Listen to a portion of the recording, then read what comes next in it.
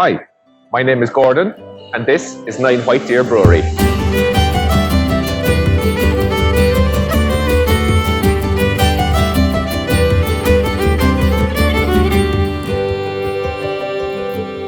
Hiya, so welcome back to 9 White Deer, and today we're going to talk about milling. In the last video we had some of the ingredients and talked you through some of the malt and hops that we're going to use in the brewing, and you can see them in the other video. If you just click the link, you'll see it up there to take you back. So today we're going to talk about how we prepare the malt that we get from the Malting Company of Ireland, how we prepared for mashing. So we start with the mill, which you can see behind us. So we have a 2-roller mill. You can go anything from 2 to 4 to 6 rollers to a hammer mill, depending on what you're using and how you're using the malt and what's it been used for, all the way from small-scale brewing up to distilling and the efficiencies that you're going to get from it. So if you have more rollers, you're going to get more efficiency, but you're paying a lot more money for that, and you have to balance when is the payback on how much you're actually brewing, that's going to work for you.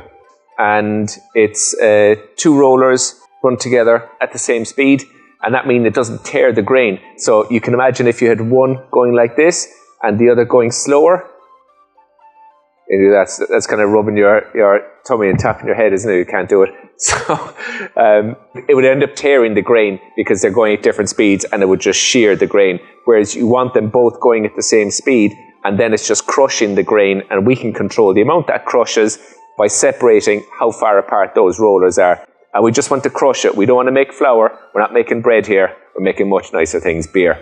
So I'll give you a look at the malted barley that we get in from Malting Company of Ireland.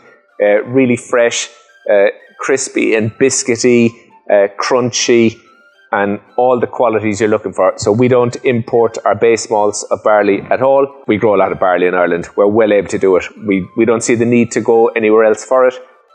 We know how to do it here. Again, supporting local sustainability, air miles, and all the rest of it. Things are a bit strict on what can be admitted from malting barley. Otherwise, it goes to feed. So if the farmer spreads too much fertilizer on it, nitrogen levels go up in the barley. That's bad for brewing. You get poor head retention. You don't get proper flocculation. The yeast isn't happy. So they test it, and if it doesn't make the grade, then it's downgraded to feed barley or food produce or something. And yeah, the price you get is poor. So farmers really strive to make sure that their malting barley is perfect, that it gets accepted, and they get paid top price for it. So let me show you what that looks like. So in the way we get this, nice and all as it is, that's not much use for us inside in the mash tun. We're not going to get any yield out of that. We need to break it up into smaller pieces so we can get access to the starch. Let me just crush one there in front of you. You can snap and we can see the starch inside in it. So you can see the white starch inside in the corn, the kernel of barley. And that's what we want to get at. So we need to break it up. We need to break it up into about 5 pieces, is the recommended small amount of flour as we can get away with. And we need to keep that outer husk intact. That's going to act as a filter inside in the mash tun when we get to that stage. And if we crush the husk too much, we're going to extract tannins out of it, which makes your beer astringent and not necessarily what we want. So we keep that to a minimum. So gentle, we treat things gentle as we can here. We get the most out of it. So that's our base malt, how we're going to crush it. It goes into the mill.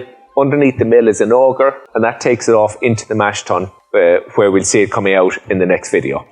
So when you hear crystal malt, it just means that it's been malted and dried really quickly. And so the sugars in the malt have crystallized. It's quite hard and it breaks apart. It's brittle, but you really get a distinctive and more caramely flavors from it. Now, if you go too much, it can be too much like toffee. Whereas in a lager, you might just want a tiny amount of sweetness, and so you go with one of the lighter crystal malts to achieve that. So that's it. Now you know all there is to know about milling grain for a microbrewery, and we'll see you in the next video, which is going to be about mashing, and that's where the real chemistry starts to happen, and enzymes inside the barley start converting sugars and making wort, and we'll show you all about that. Don't forget to like, follow, and share. Give us a comment below. We'll answer everything we can. and we'll see you in the next one. Thanks for watching.